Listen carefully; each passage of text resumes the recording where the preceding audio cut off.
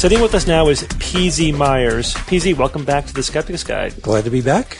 And PZ is the author of the popular science blog Pharyngula, and was one of the scientists who was featured in the film Expelled. That's what we talked to you about largely when you were on our show last time. Right. Can you give us the update on how Expelled is going as a project, as a movie? Well, it's kind of fading fast. It's dropped out of most theaters in the United States.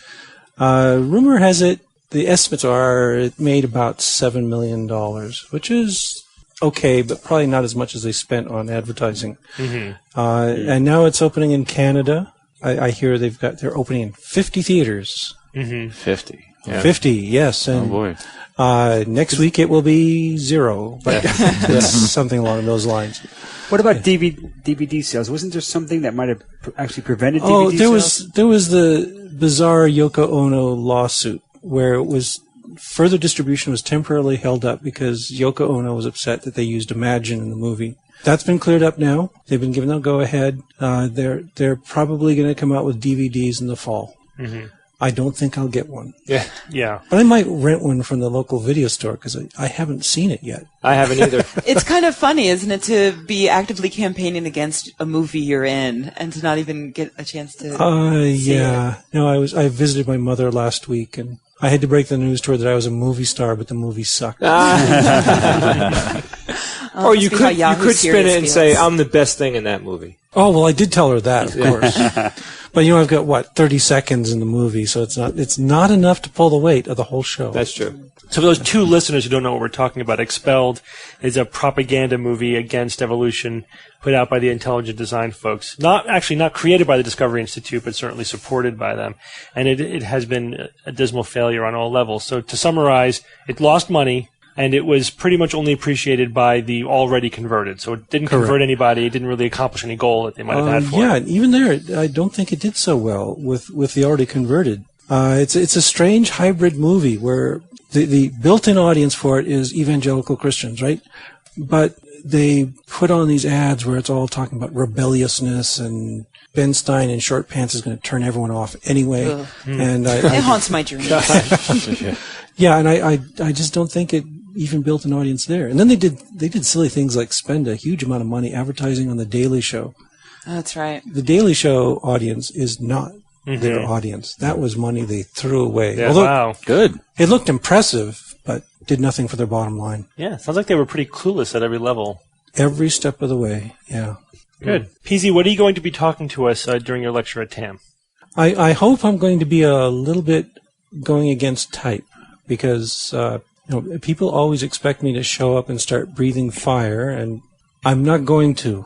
I'm actually going to show some really pretty stuff. Just here's some really cool science that's coming out now, and I'm going to be showing some of these nice time-lapse videos that I've made in the lab, and I'm going to tell people how important developmental biology is. Mm-hmm. So I heard a rumor that you were doing a dance number too. Is that true?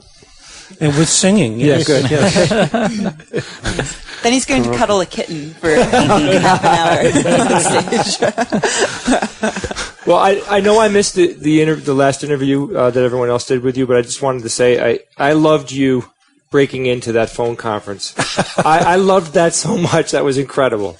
I just listened. I was there the entire time, but I just listened quietly until near the end when I broke in. And Just couldn't take it anymore. Yeah. And to catch people up, if they're not aware, the Expelled producers had what was supposedly a teleconference for members of the press. I put that in scare quotes. And nobody was allowed to speak on the conference call except for the Expelled producers and Ben Stein. And PZ. Yeah. Yes, exactly. The whole premise is ridiculous. I mean, why have a press conference where you're not going to take any questions? Right. Yeah. I mean, it's so ironic, but revealing as well that the whole premise of the movie is open academic freedom and open inquiry and all that stuff, which is BS. Right. And then they really reveal that they don't really give a rat's ass about academic freedom. And the whole way they conduct the film, they lied to everybody who they filmed about it. And then during their press conferences, they're maniacally controlling the flow of information. You can't even ask questions openly of them. So they maximally control and distort information, and yet it's supposed to be about freedom of information. It's ridiculous. Right. But they are actually having a little bit of success there. I mean, because we've got that new bill in Louisiana, for instance, that's basically what it is. It's a law that says, okay, we're going to support academic freedom by telling teachers that they can just say whatever crap they want to to their students anytime. Wow, that's not good. No, I think you're right, though. I think that framing this is like the next phase now. We were wondering where are they going to go after trying to insert intelligent design and trying to insert criticism of evolution, and now they found the next bit, which is academic freedom, which unfortunately tougher to fight. It's tough because it sounds attractive to sounds people. attractive. In America, you attach the word freedom to whatever you're trying to push, and it works.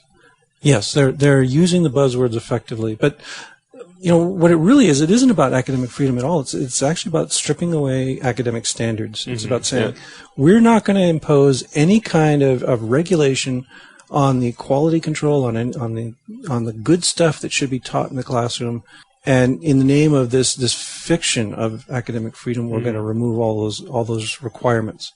So, the states are supposed to have these things called state science standards, where they get together these committees that decide, well, here's the state of the art right now. Here's what our children ought to be coming out of their high school knowing. And they're usually fairly simple and straightforward, and they're not as in-depth as I would like them to be, but they say things like, you ought to know basic principles of evolution. That's what you ought to be teaching. And this is a law that basically says, no, you don't have to do that anymore. You can ignore the stringent requirements, and stringent is in air quotes, that they impose on their teachers. So what's the counter message? How do we counteract this? Well, I think the way we have to counter it is we have to focus on quality education. That we have to say that, if you want your student to grow up and be something other than a ditch digger, you got to get some education and you got to teach them stuff. So I think to the public we have to frame it as an issue of good education standards. So this is an attack on good education. Yes, it is. Yeah. I'm actually, on Sunday, I'm going off to the Evolution 2008 meetings, and this is what I'm going to be talking about there. And I'm going to be talking to a group of scientists and educators. This is the special education session of the Evolution meetings. And that's going to be my message to them, is that we have to start getting very active and going in there. And we've got to help out high school teachers. We've got to do things like volunteer to work at the high schools and cover their butts when parents come in and scream at them. We have to take our students and we have to start right from the ground up, and we have to teach them basic things like, what is science? What is the philosophy of science? How does science work? How do we know all these things that we're teaching you as facts? Because we're getting an awful lot of students right now that don't know this stuff.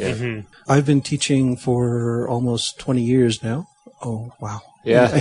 Almost 20 years. And I've noticed this gradual shift in the student population. It's not so much that the students are getting dumber. They're not. That we still always have these quality students who come in. They've been well educated in their high schools. They know their stuff. But we're seeing more and more increasing numbers of these students who come in, think they're going into a biology program, think they're going to be doctors, and they don't know crap. They don't know anything. They've been lied to and misled to by their teachers for years and years. And suddenly I find myself in my introductory biology courses faced with this horrible dilemma that I've got the student body that's mixed, that there are students who are ready to learn, and then